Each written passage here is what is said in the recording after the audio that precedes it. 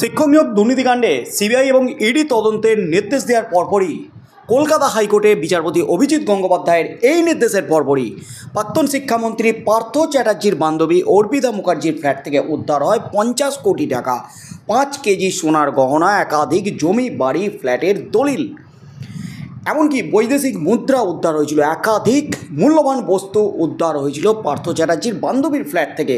প্রশ্ন উঠে গিয়েছিল এই 50 কোটি টাকা কার?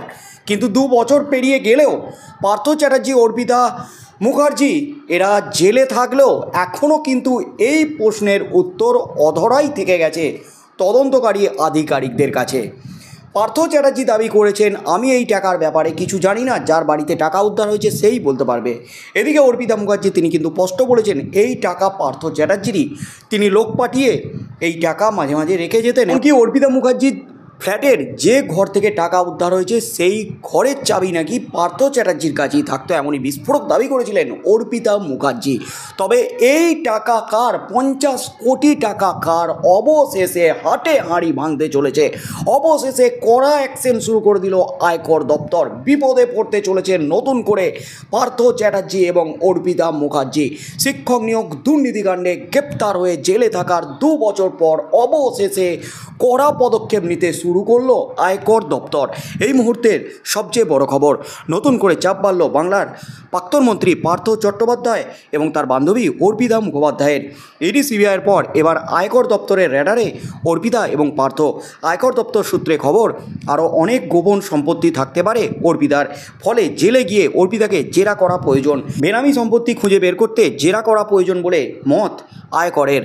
এদিকে এই ঘটনা প্রসঙ্গে আসরে নামলেন বিজেপি নেতা সজল ঘোষ। তিনি জানিয়েছেন, গোপন ভাণ্ডার সামনে আনতে হবে, তথ্য বের করতে এতটা দেরি লাগলো কেন? এদিকে তৃণমূলের জয়প্রকাশ মজুমদার বলেছেন, এতদিন পর হঠাৎ টনক নড়ল কেন? সবই সাজানো নাটক।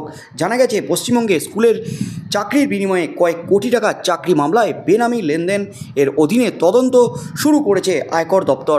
তদন্তের মূল কেন্দ্রবিন্দু পশ্চিমবঙ্গের প্রাক্তন শিক্ষামন্ত্রী তথা তৃণমূল কংগ্রেসের প্রাক্তন মহাসচিব পার্থ চট্টোপাধ্যায় এবং তার ঘনিষ্ঠ সহযোগী অর্পিতা মুখোপাধ্যায়কে ঘিরে। সূত্রের খবর, বর্তমানে দক্ষিণ কলকাতার একটি সংশোধনাগারে জেলবন্দি অর্পিতা মুখোপাধ্যায়কে জিজ্ঞাসাবাদ করে এই নতুন লাইনে তদন্ত শুরু করতে চায় আয়কর দপ্তর। তাকে জিজ্ঞাসাবাদের অনুমতি চেয়ে কলকাতার বিশেষ আর্থিক তছরূপ আইনের বিশেষ আদালতে আবেদন করেছে আয়কর দপ্তর। ঘটনার উপর নির্ভর করে আয়কর দপ্তরের আধিকারিকরা এই মামলায় জেলে থাকা পার্থ চট্টোপাধ্যায়কেও জিজ্ঞাসাবাদ করবেন। এই মামলায় তদন্তকারী ইডি এবং সিবিআই আধিকারিকরা অন্যদের নামে বেশ কয়েকটি সম্পত্তি চিহ্নিত করার পরে নতুন পদক্ষেপ নিয়েছিল। সূত্রের খবর, 3টি কেন্দ্রীয় তদন্তকারী সংস্থা বিভিন্ন দৃষ্টিকোণ থেকে এই মামলা তদন্ত করছে। সিবিআই যখন ফৌজদারি দিকটি খতিয়ে দেখছে, ইডি তখন অর্থ পাচারের লাইন নিচ্ছে এবং আয়কর বিভাগ বেনামি লেনদেনের তদন্ত শুরু করছে। অর্থাৎ জোর বিপাকে পড়তে চলেছেন প্রাক্তন শিক্ষামন্ত্রী পার্থ চ্যাটার্জি এবং অর্পিতা মুখার্জি। ইতিমধ্যেই আদালতে দাঁড়িয়ে অর্পিতা মুখোপাধ্যায় দায় ঝেড়ে ফেলেছিলেন। নিয়োগ দুর্নীতি মামলায় ধৃত প্রাক্তন পার্থ চট্টোপাধ্যায়ের দিকেই কিন্তু আঙুল তুলেছিলেন। ওই টাকা পার্থ চট্টোপাধ্যায়েরই দাবি করেছিলেন অর্পিতা মুখার্জি। সূত্রের খবর, নিয়োগ মামলায় সূত্রে বাজেয়াপ্ত হওয়া এই বিপুল পরিমাণ টাকার উৎস জানতে এবার কিন্তু জেলে গিয়ে পার্থর বান্ধবী অর্পিতা মুখার্জিকে জেরা করতে চলেছেন আয়কর দপ্তরের বেনামি শাখার আধিকারিকরা। এ ব্যাপারে কলকাতার বিশেষ ইডি আদালতে ইতিমধ্যেই আবেদন জানিয়েছে আয়কর দপ্তর। জেলে গিয়ে অর্পিতাকে জেরা করার অনুমতিও দিয়ে দিয়েছে আদালত। ফলে শীঘ্রই এ ব্যাপারে আলিপুর মহিলা সংশোধনাগারে যেতে চলেছেন তদন্তকারীরা। সেখানেই বন্দী রয়েছেন অর্পিতা মুখার্জি।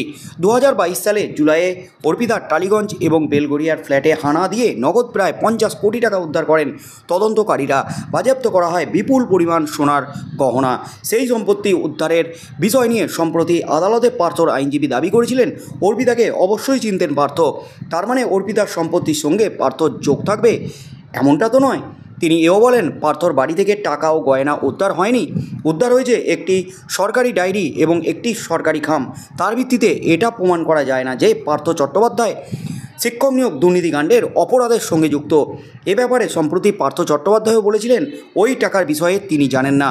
যদিও আদালতে আগাগোড়াই অর্পিতা দাবি করে এসেছেন পার্থ চট্টোপাধ্যায়ের নির্দেশেই তার ফ্ল্যাটে রাখা হয়েছিল এই বিপুল পরিমাণ টাকা। আর এই বিপুল পরিমাণ টাকা কার, অবশেষে জানতে আদালতে অনুমতি পেয়ে গেছে আয়কর দপ্তর। অর্পিতা মুখার্জিকে কড়া ডোজে জেরা করতে চলেছে আয়কর দপ্তর।